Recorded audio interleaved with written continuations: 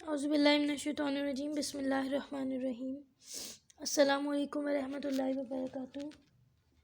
कैसे हैं आप सब बच्चों? मैं उम्मीद करती हूँ कि आप सब ईमान और सेहत की बेहतरीन हालत में होंगे, अपने घरों में सेफ़ एंड साउंड रह रहे होंगे, SOPs का ख़याल रख रहे होंगे और हिफाजत की दुआएं पढ़ रहे होंगे, सुबह शाम की हिफाजत की दुआएं।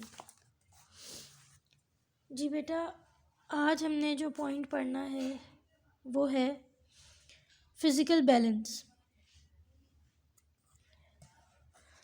अब physical balance is used in the, कल हमने देखा था मैथ्स मेजरिंग इंस्ट्रूमेंट्स में बीम बैलेंस, एक नॉर्मल बैलेंस को देखा था जिसमें कोई टेक्निकल चीज़ नहीं थी बस। ठीक है, अब हम पढ़ेंगे फिज़िकल बैलेंस। इसमें आपके पास होगा क्या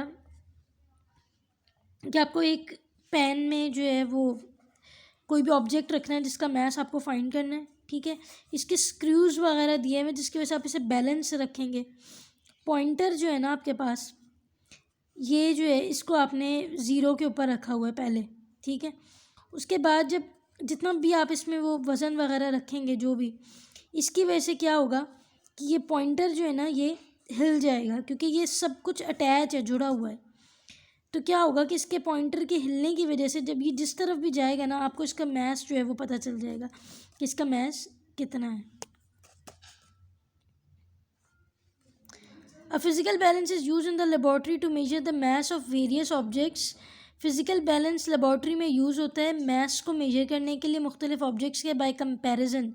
किस मेथड से? कंपैरिजन के मेथड से, यानी कंपेयर करके ही मैंने आपको बताया था कि इसमें भी होगा, उसी तरह ही होगा कंपैरिजन का ये तरीका। लेकिन ये बहुत ज़्यादा प्रिसाइज वे नहीं है, बहुत एक्यूरेट नहीं है।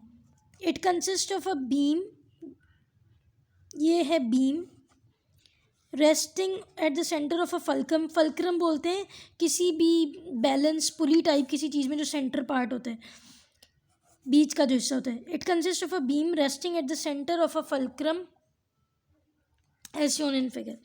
अच्छा, वो कह रही है बीम है और ये फल्क्रम के ऊपर, ये सेंटर पार्ट के ऊपर रेस्ट की हुई है ये। ठीक है, the beam carries scale pans over the hooks on either side. अब इस बीम के पास क्या है? स्केल पैन्स हैं ये वाले। ठीक है, carries by hooks on either side, ये हुक्स हैं जिनसे ये कैरी किए हुए इसने बीम ने।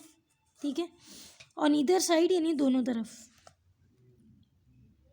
Unknown mass is placed on the left pan. ये आपके पास लेफ्ट पैन है, इसमें आपके पास अननोन मैस आपने रखना है। दूसरे वाले पैन में कौन सा मैस रखना है? जिसका मैस आपको पता है, नोन मैस। कंपेयर करके आपने इनका इसका मैस फाइंड कर लेना है, क्योंकि पॉइंटर हिलेगा और उससे मैथ पता चल जाएगा। Find some suitable standard masses that cause the pointer to remain at zero on the rising beam.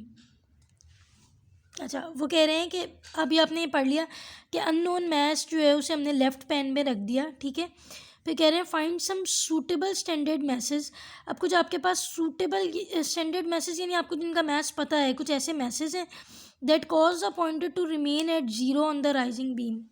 होगा क्या कि जब आपने पहले यहाँ पे वो अननोन मैथ्स वाला रखा, ठीक है, उसके रखने से ये हिल गया पॉइंटर। ठीक है, उसके बाद आपने ये मैथ्स आपको पता था कि कितना है, आपने जब ये मैथ्स रखा तो वो इतना मैथ्स होगा कि दोबारा ज़ीरो के ऊपर आ जाएगा। ठीक है, कितना हिला था और फिर दोबारा ज़ीरो के ऊपर आ गया।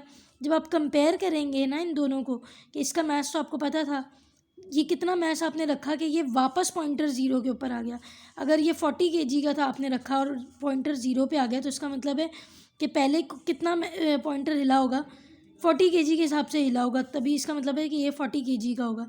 कंपेयर करके आप जो है वो फिर इसका मैथ्स फाइंड करेंगे। एक टेक्निकल सा तरीका है और है भी थोड़ा सा कॉम्प्लिकेटेड सा है और एक्यूरेट भी नहीं है।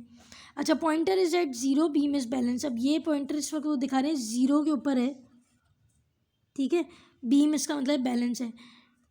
रेस्टमेंट नॉब है, ये नॉब है, इससे भी आप घुमा के थोड़ा आगे पीछे कर सकते हैं। लेवलिंग स्क्रूज़ हैं, ये स्क्रूज़ क्या करेंगे?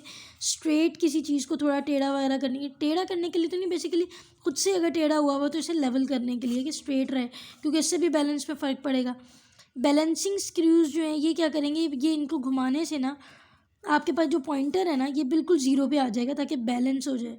एक तरह से क्या होगा, इसका ज़ीरो एरर ख़त्म करने के लिए, क्योंकि जब भी कोई ऑब्जेक्ट आपने मेजर करना है किसी इंस्ट्रूमेंट से, उसका बेशक मास मेजर करने है, लेंथ मेजर करनी है, सबसे पहले मैंने आपको पहले भी ये बताया था कि आपके पास वर्नियर कैलिपर है, ये स्क्रू गेज है, आप सबसे पहले उसका ज़ीरो एरर ख़त्म करते हैं। जब उसमें कोई चीज़ नहीं होती उस टाइम पे आप चेक करते हैं कि उसकी नीडल ज़ीरो पे है या नहीं।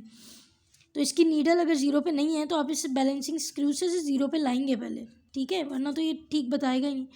ये बीम है, सिरप है, ये पिलर है, ये पॉइंटर है जिसने हिलना है, नीडल है, मतलब यही पॉइंटर जो है ये ज़ीरो पे रखा हुआ है हमने, ठीक है। ये हुक है, ये प्लम लाइन है, ये पैन्स हैं और ये स्केल दिखाया हुआ है।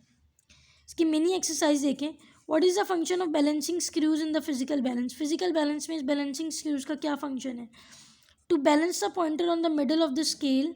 इसका फंक्शन ये है कि ये पॉइंटर को या नीडल को स्केल के मिडल में रखेगा, ज़ीरो पे रखेगा। आप इसे घुमा के इसे सेट कर सकते हैं। और to remove zero error of physical balance, या आप ये भी कह सकते हैं कि ये फिजिकल बैलेंस के ज़ीरो एरर को रिमूव करने का काम करता है, ठीक है। क्वेश्चन नंबर 2 है, on what pan we place object and why. हम ऑब्जेक्ट किस पेन पे रखेंगे और क्यों? Will place the object of unknown mass on the left pan पे रखेंगे, because on right pan we place the object of known mass, क्योंकि right pan पे हम वो ऑब्जेक्ट रखेंगे जिसका मैस हमें पता है। And then measure the mass by comparison, और कंपैरिजन के मेथड से हम मैस क्या है फाइंड कर लेंगे, ठीक है।